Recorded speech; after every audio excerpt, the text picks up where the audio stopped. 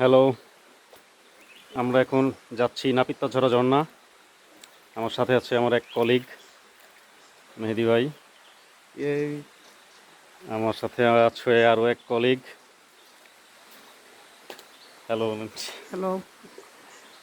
তো ভাই চিটাগাংয়ে থাকে, চিটাগাংয়ে অফিস করে।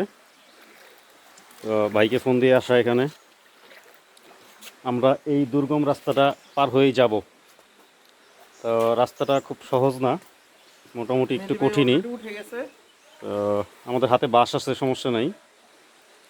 একটা বাস আছে আহসান হাবিবের জন্য, আর একটা বাস আমাদের মেহেদি ভাইয়ের হাতে আছে।